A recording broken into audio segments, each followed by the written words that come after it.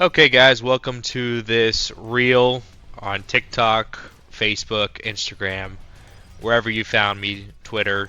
So today I'm going to be doing this video where I'll be playing Call of Duty and be talking about what I'm doing, my plans, kind of like a Phase Jev type video. You know, very inspired, 26 years old, working real estate. So nobody in this medium does this type of content, so I thought, hey, why don't I decide to try it? So I got a list on I got three monitors here, so on my right monitor, I have a list of questions from chat, you know, just some topics to talk about while we're playing. So, um, who am I and why am I building? And the first question is, why did I get into real estate really? So I got into real estate when I was 19 years old. I think the reason was I wanted to, one, get a job that was working with family, but two, just to kind of get up off my feet and do something. I didn't really know what I wanted to do in life. My family had started real estate my whole life. You know, my grandma and mom were realtors before I was born. So that's all I knew. You know, when I was a kid growing up, I'd help them with mailers and things like that. In high school and early years of college, I would be delivering um, lock boxes and things of that nature to different properties. So I got into real estate more just because, you know, growing up, I'd always have to be doing something. And when I was young, I was like, okay, I got to be doing something at all times. What did I hate about how agents are forced to run their business? I was very observant my first years of real estate. I would sit back and watch what other people were doing. I think what I hated the most is the advice other agents would get. I felt like most agents, their advice for their business, they're not very driven enough to do things, and they weren't doing things, you know, the way that I've always been taught how to do it. So I think it's just, you know, I think the number one thing I hate real estate agents that are being taught is cold calling. I think that's the worst thing anybody can do. You know, I think learning how to attract business to you and doing ads like that is a lot better than cold calling. I think cold calling is bad advice. What problem am I obsessed with fixing? Um, Currently, I'm obsessed over fixing the technician problems inside real estate. I think a lot of realtors are entrepreneurs. They're not the technicians, and so they struggle there.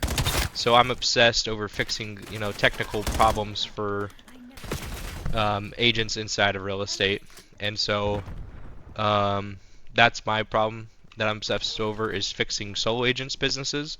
So I run an operation team in Arizona, real estate. So I'm able to test my operational ideas inside the business, whether it's through the CRM or, you know, a type of mailer. I'm able to test it, but then I want to be able to help the sole agents get the same support that I get.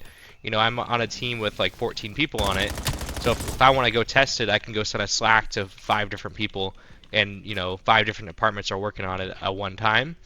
Where the sole agents, you know, they don't have that luxury. You know, they gotta think of the problem, then they've gotta get the, you know, the energy to go fix the problem in their business, go run the ad, go, and they don't have time to test it and everything else. So that's my biggest thing, is fixing that problem and obsessing over that.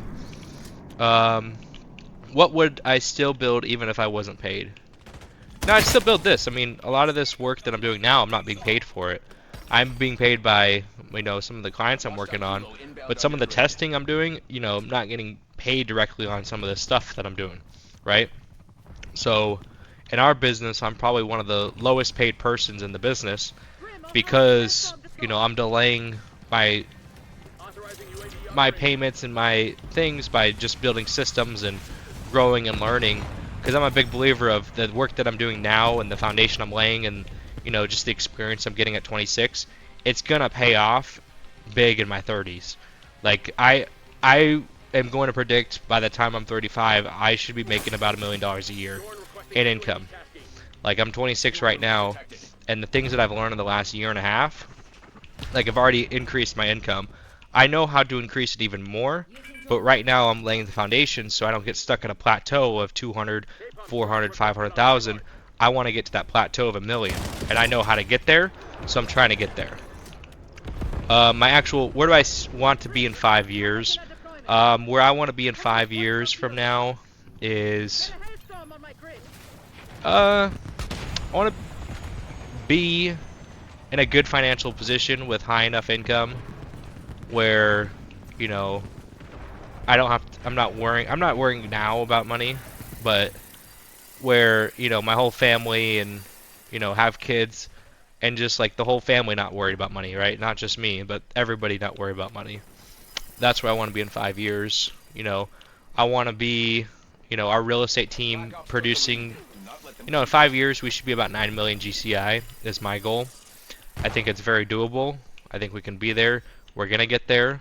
I think all the systems in place. I think in 5 years from now I want to have a downline of real estate agents and loan officers.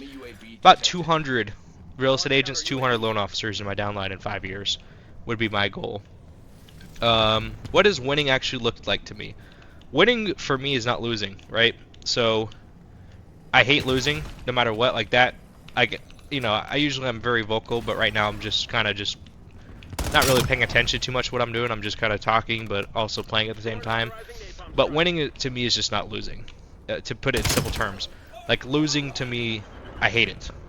I would throw the worst fits. I would get so pissed off. I just don't like losing. So winning to me isn't. It doesn't feel good to win. Whenever, like, let's say I build something and it works well and like people are very happy with my work, it's always on to the next thing. It's on to the next thing. Like I don't care. I don't think about winning. I don't care about winning. I look at winning. I don't even think about winning. I look at what's the next problem I can solve. What's the next thing I'm losing at, and then I go fix that. And then once I fix that, then I go look at the next thing I'm losing at. Right? So it's just one of those things that you just keep.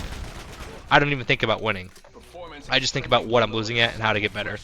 What does my perfect day look like in the future? My perfect day in the future, you know, is just having something on the books at all times. So it means, you know, going from one thing to the next thing and having, you know, everything planned out already, where I have a routine in the schedule of different business meetings and people to meet with on a regular routine, different departments to meet with on a regular routine. You know, it's just regular meetings on the agenda at all times without, you know, having to book the appointments myself. So that's what my perfect day looks like in the future. Oh, we lost. Okay, last question. What kind of life do I want outside of work? I want a great life. You know, I want a good work-life balance. That's why I'm doing these videos where I can play video games and talk about my work. So I want a good balance where, you know, I could do a little bit of both. Well, thanks for watching. We'll see how this one does, and we'll post it in a couple minutes. Thanks.